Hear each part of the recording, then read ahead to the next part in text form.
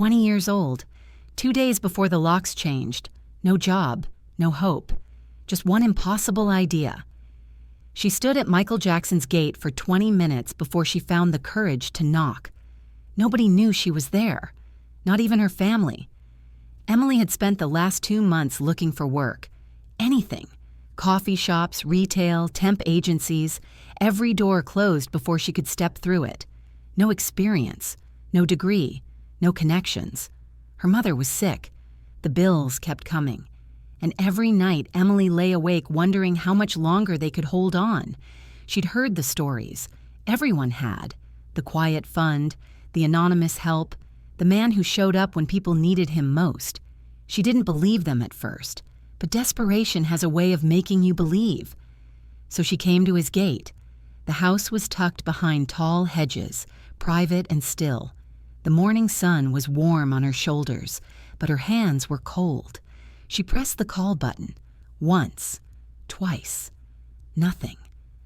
The gate buzzed. A metallic click, then silence. She was about to turn away when a voice crackled through the speaker. Calm. Polite. It asked if it could help her. Security confirmed her name and reason. The house manager would meet her at the door. Her throat tightened. She almost hung up.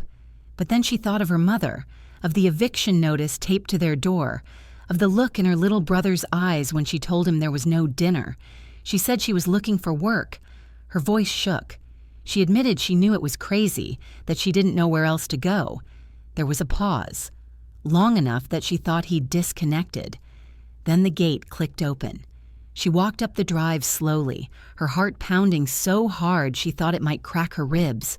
The front door was already open. A man stood in the doorway.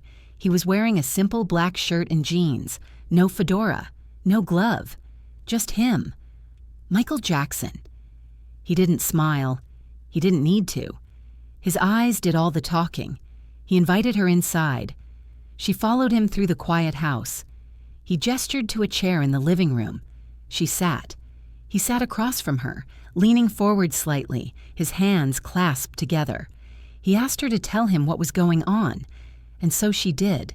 She told him about her mother's illness, the medical bills piling up like a mountain she couldn't climb, the landlord who'd given them 2 weeks to pay or leave, her little brother, who was 12 and still believed things would get better.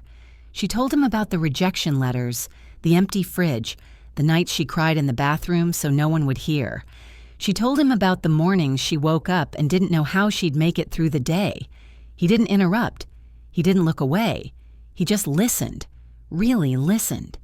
He listened longer than she expected, like every word she said mattered. When she finished, her hands were shaking. She wiped her eyes quickly, embarrassed. She apologized for coming, for wasting his time, for showing up like this. He told her not to apologize. His voice was soft, but there was something steady underneath it, something that made her believe him. He said she'd done the right thing. What he said next, she'd never forget. He stood up and walked to a desk near the window. She watched as he opened a drawer, pulled out a checkbook, and began writing. The pen scratched across paper. 3 seconds. 4. 5. Emily's chest tightened. She wanted to say something. Thank you, or stop, or she didn't mean to ask for money, but the words wouldn't come. He tore the check from the book and walked back to her. He held it out. She stared at it, then at him. She said she couldn't take it. He said she could, and she would. She took it. Her hands were trembling so badly she almost dropped it. When she looked down, she saw the amount. Her breath caught. It was enough. Enough to cover the rent, enough to pay the medical bills, enough to buy groceries for a month, enough to breathe. She whispered that she didn't know what to say. He told her she didn't have to say anything. Then he sat back down, leaning forward again. He said he wanted her to promise him something. She nodded, unable to speak. He told her not to give up. He said he knew it felt impossible right now, but she was stronger than she thought. He gestured to the check and explained it wasn't charity. It was a bridge. She was going to walk across it, and when she did, she was going to help someone else cross theirs. He asked if they had a deal. She nodded again. Tears streamed down her face, but she didn't bother wiping them away anymore. She agreed. He smiled then, just a little, but it was enough. He reached into his pocket and pulled out a business card. He explained there was a woman he knew who ran a nonprofit downtown. They helped people get back on their feet. Job training, resume building, all of it. He told her to call the woman tomorrow and mention he'd sent her. He promised the woman would take care of her. Emily stared at the card, then at him. She asked why he was doing this. He leaned back in his chair. For a moment, he didn't answer. Then he explained that someone had done it for him once, and because she'd shown up. He said that took courage. She wanted to hug him. She wanted to thank him 1,000 times, but all she could do was nod. He walked her to the door. Before she left, he touched her shoulder lightly.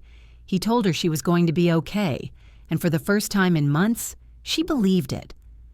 The next day, Emily called the number on the card.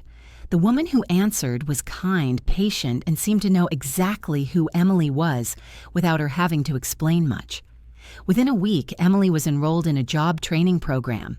Within a month, she had her first interview. By the end of the second month, she had a job.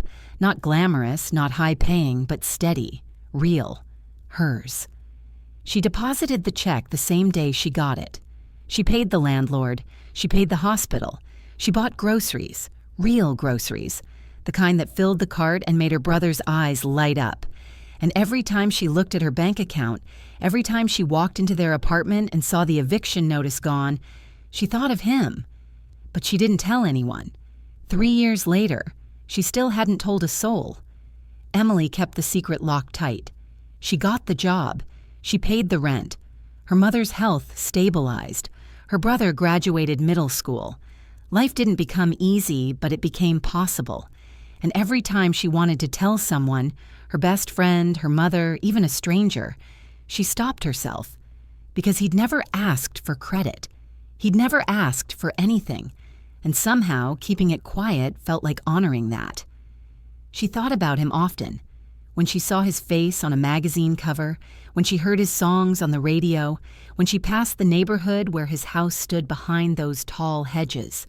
She wondered if he remembered her. She wondered if he knew how much that morning had meant. But she never reached out, never sent a letter, never tried to thank him again, because he'd given her something more valuable than money. He'd given her a second chance. And the best way to honor that, she thought, was to use it. She kept it 3 years because a promise felt bigger than applause. But in June 2009, everything changed. She was at work when she saw the news. A coworker's phone buzzed, then another. Then the TV in the break room switched to a breaking report, the jingle, the anchor's voice. Then someone screamed. Michael Jackson had died. Some bridges outlived the builders. Emily's legs gave out. She sat down hard, her hands covering her mouth. The room spun. People around her were talking, crying, sharing memories. But all she could think about was that morning. His voice, his eyes, the way he'd said she was going to be okay. She left work early. She drove home in a daze. She sat in her car outside her apartment for an hour, staring at nothing. And then she cried. She cried until her chest ached and her throat burned, and there were no more tears left. That night, she called her best friend. She said she needed to tell her something, and she did. She told her everything: the gate, the check, the conversation, the card, the promise. Her friend was silent for a long time. Then she asked if Emily knew how many people he'd helped like that. Emily said she didn't. Her friend said neither did anyone else, because he never wanted them to know. Emily cried that night, not just because he was gone, but because she'd never gotten to thank him the way she wanted to, because the world had lost someone who'd saved her without asking for applause. In the weeks and months that followed, she told more people, not for attention, but because she needed them to know. She needed the world to know that he wasn't just the man on stage. He was the man who opened his door, the man who listened, the man who gave her a second chance when no one else would. Then the news broke, and she couldn't stay silent anymore. She started speaking at community events, small gatherings, church groups, anywhere people would listen. She told them about that morning, about the check, about the business card that changed her life. She explained he didn't do it for the headlines.